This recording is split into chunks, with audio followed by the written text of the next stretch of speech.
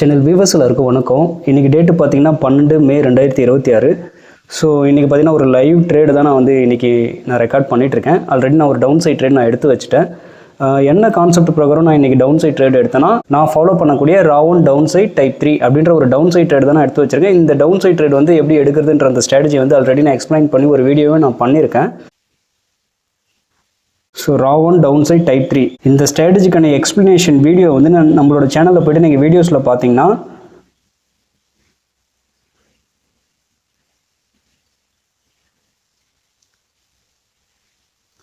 இந்த வீடியோ தான் 27 நிமிஷம் 40 செகண்ட் இருக்கும். How to predict the downside moment in Nifty அப்படின்ற ஒரு வீடியோவில் தான் இந்த ஸ்ட்ராட்டஜி நான் ஃபுல் அண்ட் ஃபுல் நான் எக்ஸாம்பிள் சார்ட்ஸோட எக்ஸ்பிளைன் பண்ணி நான் சொல்லியிருக்கேன். ஸோ இந்த வீடியோவை போய்ட்டு நீங்கள் இன்றைக்கி பார்த்துட்டு இன்றைக்கான சார்ட் எடுத்து வச்சு பார்த்தீங்கன்னா என்ன கான்செப்ட் பிரகாரம் இன்றைக்கி நான் டவுன் சைட் ட்ரேட் எடுத்தேன்றது உங்களுக்கே புரியும். ஓகேங்களா? ஸோ இன்றைக்கி பார்த்தீங்கன்னா நான் ஒரு 30 லாட் நான் செல் பண்ணி வச்சுருக்கேன். இன்றைக்கி நிஃப்டி எக்ஸ்பைரின்றதுனால 23,550 கால் ஒரு 30 லாட் நான் செல் பண்ணி வச்சுருக்கேன். ஏன்னா இன்றைக்கி ஒரு சின்ன ஸ்டாப் லாஸ்லேயே எனக்கு ட்ரேட் இன்றைக்கி நல்ல ட்ரேட் கிடைச்சதால நான் லாட்ஸ் கொஞ்சம் அதிகமாகவே இன்றைக்கி 30 லாட் நான் போட்டிருக்கேன். இப்போதைக்கு இந்த பொசிஷன் பார்த்தீங்கன்னா நல்ல ஒரு ப்ராஃபிட்டில் தான் ரன் ஆகிட்டுருக்கு. கிட்டத்தட்ட ஒரு 70,000க்கு மேலேயே ப்ராஃபிட்டில் தான் ரன் ஆகிட்டுருக்கு. பட் நான் இன்னும் இந்த ட்ரேடை நான் க்ளோஸ் பண்ணலை. இன்றைக்கி எக்ஸ்பீரியன்றதால இன்னும் கொஞ்சம் தூரம் நான் விட்டு பார்க்கலான்னு நான் பார்க்குறேன். நல்ல ஒரு ப்ராஃபிட் வந்துச்சுனாலும் இந்த ட்ரேடை நான் க்ளோஸ் பண்ணிடலான்ட்டு தான் நான் வெயிட் பண்ணிட்டுருக்கேன். ஸோ இன்றைக்கான ப்ரைஸ் செக்ஷனோ இந்த ஸ்ட்ராட்டஜியை பற்றியோ இல்லை சார்ட்ஸ் எடுத்து வச்சு நான் ரொம்ப பேசணும்னு நான் விருப்பப்படலை. ஏன்னா ஆல்ரெடி அந்த ஒரு வீடியோ நான் இப்போ காட்டினல அந்த வீடியோவில் ஃபுல் அண்ட் ஃபுல் நான் எல்லாமே எக்ஸ்பிளைன் பண்ணி நான் காட்டியிருக்கேன். ஸோ அந்த வீடியோவை நீங்கள் எடுத்து வச்சு பார்த்தீங்கன்னாவே உங்களுக்கு தெளிவாகவே புரிஞ்சிடும். ஓகேங்களா? ஸோ எப்போவுமே ஒரு ஃபுல் டைம் ட்ரேடராக நம்ம உட்காரோன்னா கம்ப்ளீட்டாக ஒரு அட்லீஸ்ட் ஒரு லாஸ்ட்டு 5 இயர்ஸோட கம்ப்ளீட் பேக் டெஸ்ட் ரிப்போர்ட்டை வச்சு தான் ஒரு ஸ்ட்ராட்டஜியை நம்ம முடிவு பண்ணி நம்ம இறங்க முடியும். என்னதான் ஸ்ட்ராட்டஜி நம்மளுக்கு ஒரு 70% மேலே அக்யூரசி கொடுத்தாலும் ரிஸ்க் மேனேஜ்மெண்ட் ஸ்ட்ரிக்டாக நம்ம ஃபாலோ பண்ணிக்கணும். நான் இப்போ நான் கொஞ்சம் ரிஸ்க் அதிகமாகவே சேர்த்து நான் எடுக்க ஆரம்பிச்சிட்டேன். இப்போதைக்கு என்னோட ரிஸ்க் பெர் ட்ரேட் நான் 40,000 நான் ஃபிக்ஸ் பண்ணியிருக்கேன். ஸோ ஒருவேளை இந்த ட்ரேட் எனக்கு ஆப்போசிட்டாக போயிட்டு என்னோட ஸ்டாப் லாஸ் ஹிட் ஆனாலும் எனக்கு 40,000 ரூபாய் வரைக்கும் தான் லாஸ் ஆகும். ஓகேங்களா? ஸோ அதுக்கேற்ற மாதிரி தான் நான் பொசிஷன் சைசிங் பண்ணி வச்சிருக்கேன். என்னோட ஃபுல் கேபிட்டலுமே எந்த ஒரு ட்ரேடுக்குமே நான் ரிஸ்க் எடுக்க மாட்டேன். ஸோ மோஸ்ட்லி இப்போ பார்த்தீங்கன்னா நம்ம ப்ராஃபிட் பண்ணுறோன்னு வச்சுக்கோங்களேன். நம்மளோட 80% ஆஃப் த ப்ராஃபிட் வருஷத்தில் நம்ம ட்ரேட் பண்ணுற ஒரு 20% ஆஃப் த டேஸில் இருந்து தான் நம்மளுக்கு அந்த 80% ஆஃப் த ப்ராஃபிட்டே கிடைக்கும். எல்லா நாளும் நம்ம பண்ணுற ப்ராஃபிட் நம்மளுக்கு பெருசாக நம்மளோட P&L தூக்கி கொடுத்துறாது. நிறைய பணம் சம்பாதிக்கிறதுக்கான ஆப்பர்ச்சுனிட்டியே ஒரு 20% ஆஃப் டைம் மார்க்கெட் நம்மளுக்கு கொடுக்கும். ஸோ அந்த மாதிரி ஒரு ஆப்பர்ச்சுனிட்டி டே தான் இந்த டே. ஓகேங்களா? அதனால தான் என்னால் 40,000 ரிஸ்க் எடுத்து இவ்வளோ தூரம் இப்போ கூட பாருங்கள் ஒரு 95,000 மேலே ப்ராஃபிட் ரன் ஆகிட்டு இருக்கு. ஸோ என்னால் இவ்வளோ ப்ராஃபிட் பண்ண முடியுது. மற்ற நாட்கள்லாம் ஆவரேஜாக நம்ம ட்ரேட் பண்ணுறதுக்கு ஆகிற செலவு, நம்ம ஒரு நாளும் உட்காந்து நம்ம இந்த வேலையை நம்ம பார்க்குறோம்ல, அதுக்கு ஒரு சேலரி மாதிரி. ஸோ இந்த மாதிரியான விஷயங்களை தான் மீதி 80% ஆஃப் த ப்ராஃபிட்டபிள் டேஸ் நம்மளுக்கு கொடுக்கும். ஓகேனா? நான் ஒரு ஆஃபீஸ் போகிறேன், உட்காந்து நான் வேலை பார்க்குறேன்னா எனக்கு ஒரு 30,000 50,000 சம்பளம் கிடைக்கும்ல. ஸோ அதை மற்ற டேஸ் நம்மளுக்கு கொடுக்கும். பட் ஒரு பிஸ்னஸ் ஓனராக உட்காந்து நான் முதல்ல போட்டு நான் பண்ணுறதுக்கான எனக்கு தேவையான அந்த ப்ராஃபிட்டை ஒரு 20% ஆஃப் த டேஸ் தான் எனக்கு கொடுக்கும். ஸோ இப்போ நான் பண்ணுறல இந்த மாதிரி ஒரு 20 டேஸ் எனக்கு வருஷத்தில் கண்டிப்பாக அமைஞ்சிடும். ஸோ அதுதான் எனக்கு ஒரு பிஸ்னஸ் ஓனராக எனக்கு கிடைக்கக்கூடிய ப்ராஃபிட் எனக்கு அதுலேருந்து தான் கிடைக்கும். மற்றபடி நம்ம பண்ணுற ப்ளஸ் மைனஸ் அதுக்கப்புறம் ஆகிற சார்ஜஸ்ஸு அதுலேயும் ஒரு கொஞ்சமாக ப்ராஃபிட்ஸ் நம்ம சேர்த்துட்டே வரோம்ல ட்ரேட்ஸில். ஸோ அந்த அமௌண்ட் நான் வேலை பார்க்குறதுக்கு எனக்கு கிடைக்கிற ஒரு சேலரியாக நான் எடுத்துக்கிறேன். ஓகேங்களா? மார்க்கெட்டில் இப்போ வருமா ரொம்ப முக்கியம். 1 மாதம் 2 மாதம் கூட மார்க்கெட்டில் ரொம்ப டல் அடிக்கும். ப்ராஃபிட் லாஸ் பிரேக் ஈவன் ஒன்றுமே இல்லாமல் அப்படியே ரொம்ப போரிங்காக தான் போகும்.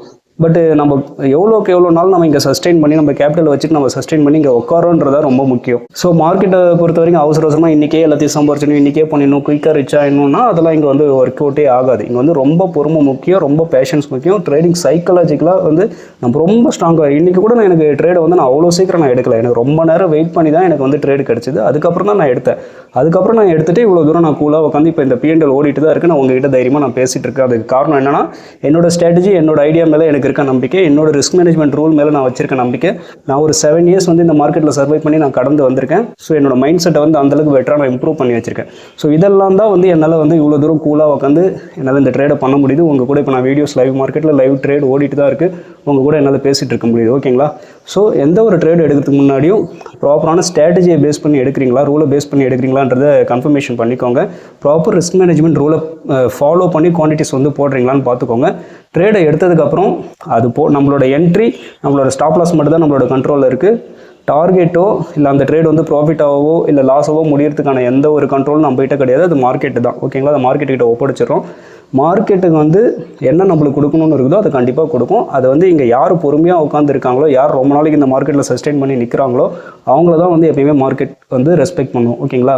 இந்த அவசரப்படுறவங்க, குயிக் ரீச் ஆகணும்னு நினைக்கிறவங்க, லக்கில் பணக்காராய் வரணும்னு நினைக்கிறவங்க, இந்த பொறுமையான ப்ராசஸை வந்து சுத்தமாக வெறுக்கிறவங்க, இவங்களுக்குலாம் வந்து மார்க்கெட் கண்டிப்பாக ரெஸ்பெக்ட் பண்ணாது.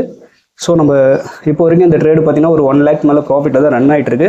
நம்ம வெயிட் பண்ணி பார்ப்போம். இந்த ட்ரேடு முடிச்சதுக்கப்புறம் இதை நான் அப்டேட் பண்ணுறேன். இந்த ட்ரேடு வந்து நம்மளுக்கு ப்ராஃபிட்டில் முடிஞ்சதா இல்லை லாஸில் முடிஞ்சதா இல்லை என்ன P&L நான் க்ளோஸ் பண்ணுன்றதை நான் அப்டேட் பண்ணுறேன். இப்போ டைம் பார்த்தீங்கன்னா கிட்டத்தட்ட ஈவினிங் 3:15 ஆக போகுது. என்னோட பொசிஷன் வந்து நான் க்ளோஸ் பண்ணிட்டேன்.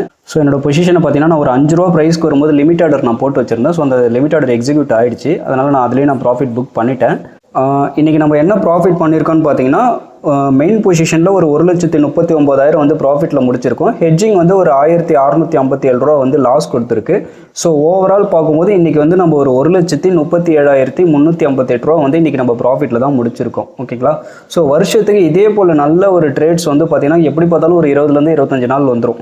எந்த ட்ரேடை நம்ம எடுக்கிறோமோ இல்லையோ இந்த மாதிரியான ட்ரேட்ஸை வந்து நம்ம துணிச்சலாக நம்ம எடுத்துடணும். ஸோ இந்த மாதிரியான ட்ரேட்ஸை வந்து நம்ம தவறாமல் நம்ம கண்டிப்பாக ரிஸ்க் எடுத்து தான் ஆகணும். ஏன்னா சின்ன ஸ்டாப் லாஸ், நான் 40,000 தான் என்னோட ரிஸ்க். ஆனால் கிட்டத்தட்ட நான் 1,40,000 வரைக்கும் வந்து இந்த மெயின் பொசிஷன்லேயே ப்ராஃபிட் பண்ணியிருக்கேன். ஓகேங்களா?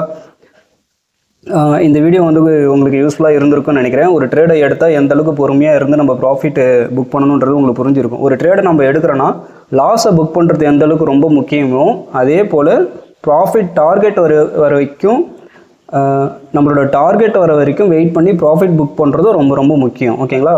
ஸோ உங்களோட ப்ராஃபிட் சைடும் வந்து கவனமாக வச்சு டிசிப்ளினாக ப்ராஃபிட் புக் பண்ணவும் பழகிக்கோங்க. ஓகேங்களா?